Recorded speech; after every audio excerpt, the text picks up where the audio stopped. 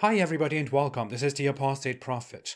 This is a quick message to Yasir Qadhi from an ex-Muslim, or as Yasir Qadhi calls it, a murtad, which is an apostate, somebody who is to be executed under Islam simply because he left Islam and because he made that public. According to Yasir Qadhi's belief and worldview, I am to be executed. Dear Yasir Qadhi, I know you will see this video because you are constantly looking for videos that mention your name. You're constantly looking for posts, even tweets that mention your name, and respond to them, or try to not respond to them, and sometimes you fail.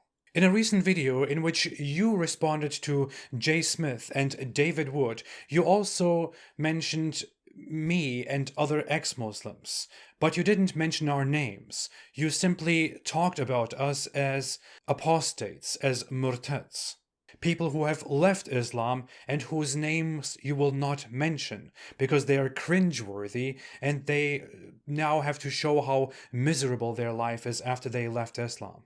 It is a bit disturbing, dear Yasir Qadhi, that you talk about how miserable my life is and how miserable the lives of ex-Muslims are, while you do not even want to mention our names, while you directly want to dehumanize us, because to you we are simply apostates, people who have left Islam, who have become worthless, and who under an ideal system, in your system, should just be exterminated. You believe in that system, in that Islam, and then you accuse us of having miserable lives because we fight that system which wants to kill us. Dear Yasir Qadhi, why don't you respond to this publicly? Why don't you make a statement about this publicly? Can you please answer the question? What do you believe about ex-Muslims like me, for example? What do you believe about people who have left Islam and who have publicly said that they have left Islam? What do you think about people who have publicly criticized Islam? Do you believe those people should be executed? Can you please say that in public and stand behind that? And then again talk about Islamophobes and critics of Islam and whatever it is. Dear Yasir Qadhi, when you go on record claiming that you will now destroy other people, your critics, and then you go on and only insult these people and try to belittle them and slander them, do you really think that gives you and your religion, which you try to defend, a good image? You haven't done a very good job with that so far this year. We all know that.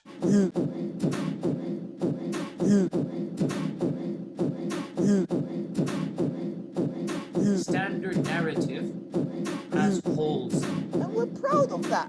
Standard narrative has holes. And we're proud of that. I'm sorry, in your culture, I am a younger person, which is why I am supposed to look up to you and to respect you and all that, but sorry, I don't really care. I'm not part of that culture. In my culture, it doesn't really work that way. But speaking of status and speaking of respect, I am no one to give you advice according to you, because I'm not an Islamic scholar, not an academic, not even a student of Islamic studies. I am an undergraduate student in a completely unrelated field, but what does it matter? Why do you constantly have to talk about people's education, people's degrees, people's qualifications, certifications, and whatever it is, when people criticize your belief and you? Why do you think you can simply dismiss people by pointing out that they are not proficient in a certain field, which is why all of their opinions and all of their criticism can simply be dismissed? Why do you call people ignorant because they don't have an education in a certain field, or because they do not meet your requirements of a proper scholar in Islamic studies? Why do you insult people based on these things? Why do you dismiss people's criticism of Islam simply because they do not speak Arabic? When you do all these things, you are basically insulting, belittling, dismissing many of your own followers, and the vast majority of Muslims, and the vast majority of Muslim commentators. We know very well that most Muslim commentators, most people who are within the folds of Islam and who talk about Islam, who want to teach about Islam, are not people who have formally gone through an Islamic education. So when you talk about how people who don't have a certain education, who are not scholars and who don't speak Arabic, are little tiny losers, then you are insulting your own people.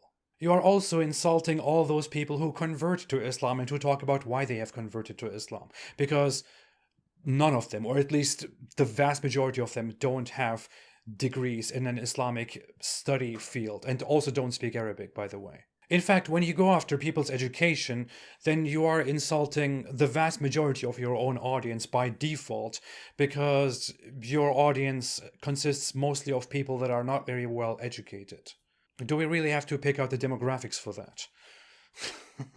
As an Islamic scholar, as somebody who wants to present a good image of Islam and who wants to defend Islam and clarify Islam and wants to give young Muslims or questioning Muslims or the general public among Muslims a good understanding of Islam, you should probably not keep insulting people. You should not make blunders and try to correct them by attacking people. You should not dehumanize people like me and others.